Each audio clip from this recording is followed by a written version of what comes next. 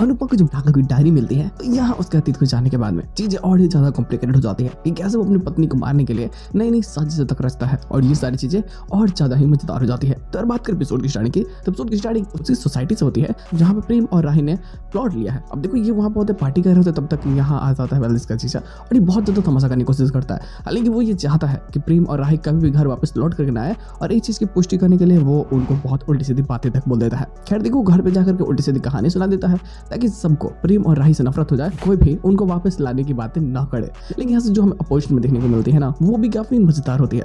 अब देखो अनुपमा जब जा रही होती है जेल से, वैसे तो जो प्ले करना है हाँ जेल में सभी को संगीत और सारी चीजों को सिखाना है, तो सोचते हैं कि क्या करे, इसके पास कोई आइडिया नहीं होती है। तब तक इसके पैर से एक डायरी लगती है और ये डायरी में कुछ कहानियां होती हैं एक दूसरे के प्यार के प्रति, और ये सभी चीजों को पढ़ने के बाद में सोचते हैं कि क्यों ना इसमें म्यूजिकल प्ले भी किया जाए। अब देखो ये बातें जानने के बाद में बहुत खुश भी होती है कि चलो भगवान इसे रास्ता तो दिखा दिया। लेकिन जो राघव काम कर रहा होता है ना, अब देखो उससे भी उस प्ले में हिस्सा ले रहा है, तो अब ये इसकी तैयारी करने लगता है। लेकिन इसके खबरी से पता चलता है कि इसकी वाइफ जिंदा है जो मरने का नाटक कर रही थी, और भाई उसके ही तो केस में ये जेल में बंद है। तो फैसला करता है कि क्यों ना वो सच में उसे जाकर के मार दे, और इसके लिए वो एक पुलिस वाले को धमकाता भी है कि तुम उसे छोड़ दो तो मैं तुम्हें जान से मार दूंगा, मैं तुम्हें पैसा दूंगा, तुम्हारे बच्चे का हार्ट का ऑपरेशन है ना, मैं बहुत सारे पैसे दूंगा। वैसे तो राघव बहुत अमीर है। अब यहाँ पे वो साफ बोलता है तो पुलिस वाला डर जाता है, मारने के लिए यहाँ से निकल जाता है। लेकिन अनुपमा भी फोन कर देती है राही को कि तुम कहाँ पे हो, बता दी कि मैं सोसाइटी में हूँ। तो बोलते हैं तुम सोसाइटी से निकल जाओ। इसको थोड़ा डर लग रहा होता है क्योंकि वहाँ लाइट जाने के बाद में प्रेम भी अपने काम पे जाना चाहता है, क्योंकि देखो वो जो राधा को अभी सारे काम हैंडओवर नहीं कर सकता।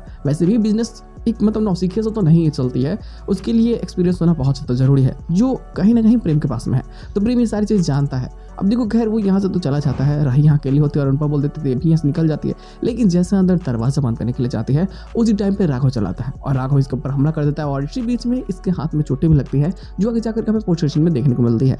हालांकि इसके साथ में एपिसोड की एंड कर दी जाती है। अब बात ऐसी है यहाँ पे कि अब अनुपमा को कहीं ना कहीं धीरे धीरे राघव पे शक होने लगता है। वैसे भी जो राही के ऊपर में हमला हुआ था उसमें भी कुछ ऐसे सबूत मिलती हैं उसे, जैसे साफ होता है कि जिस भी खूनी ने इसके ऊपर हमला किया था उसके हाथों में बहुत गहरी चोट लगी है, और उस रात भाई राघव भी तो नहीं था ना जेल में, तो इसका शक अब इस पर बनने लगता है।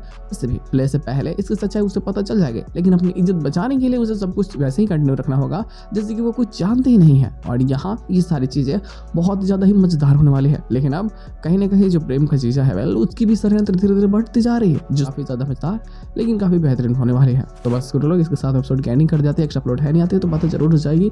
फिलहाल आज के एपिसोड बस इतना ही, हम लोग मिलते हैं बहुत जल्द किसी नए वीडियो के साथ में, तब तक के लिए बाय।